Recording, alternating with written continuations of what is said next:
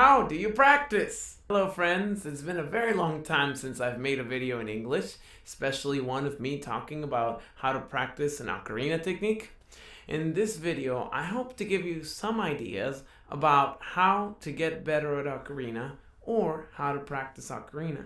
Now keep in mind, these might be a little general, so these are just my preferences and what really works for me. These also can apply to any other instrument that you play. If you like my videos, don't forget to subscribe, turn on the notification bells, share with a friend, give me a like, and all that good stuff. With that in mind, let's get started.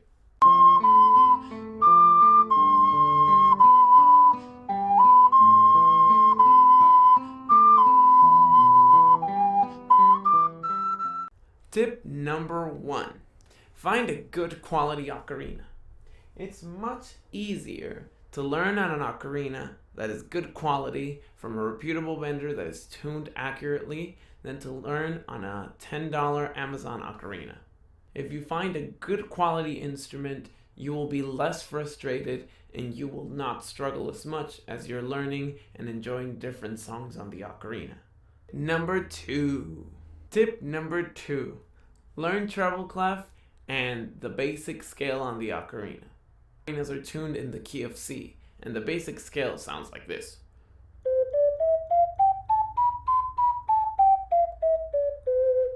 This is called usually the scale in C major.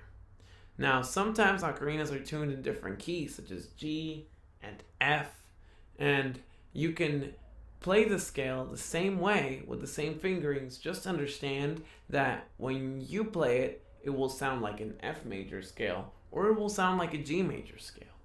So once you learn that scale, whichever key it's in, then you know the very basic notes on your ocarina, and it's way easier for you to learn songs or even read music, whether you learn by reading with the paper or you learn by ear.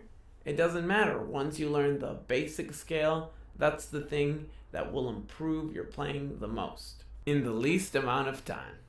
Done learning the basic scale, it might be a really great idea to do scales in other keys, such as D major, F major, E major, or any other major scale, including minor scales.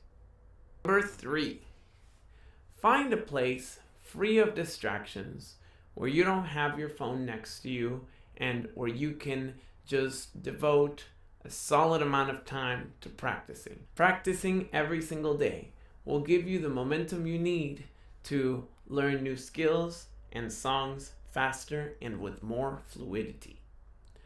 Also, if you practice at the beginning of the day, right after you wake up, or at the end of the day, right before you're about to go to sleep, those are some of the best times to practice, because research shows that your brain is accumulating information and you're way more likely to synthesize and remember that information. It's very similar to learning a language. Even if you just practice 15 minutes a day, that's 15 minutes that you can be way better at the ocarina. Tip number 4. Find songs that you like. Now this sounds kind of like a no-brainer, but finding songs you like is actually really important.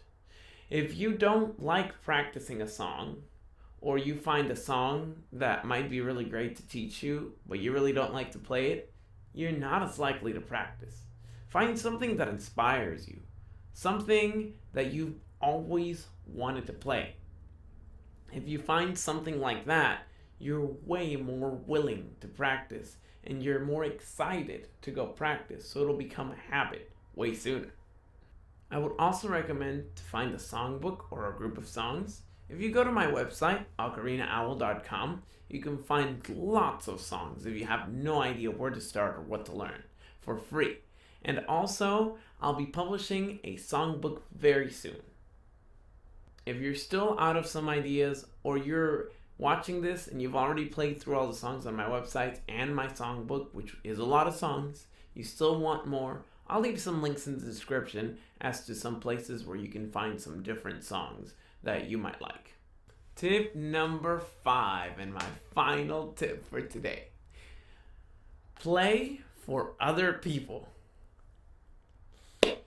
Now, this can seem very daunting, especially to someone who has a shy or introverted personality. Playing for other people is a very big challenge. But keep in mind that playing a concert for someone or playing for someone can include showing your friend a song or showing a group of friends a song you learned. It can even include making a YouTube video and sharing it with the world.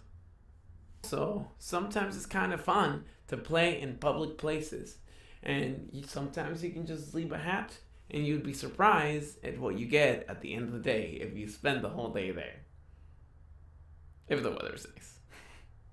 These have been 5 tips to help you become a better ocarinist. I truly hope that they helped you and that they inspired you to practice and that you get better at the ocarina soon.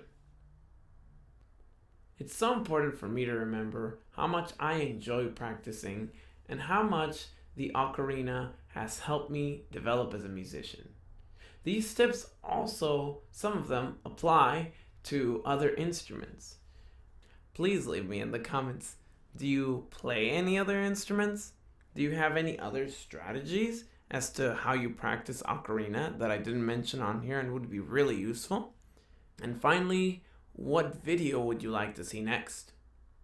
As always, this is Ocarina Owl. If you enjoy watching my videos, please subscribe, turn on that notification bell, and don't forget to share this video with someone you think would enjoy it. This has been Ocarina Owl, signing out. Until next time.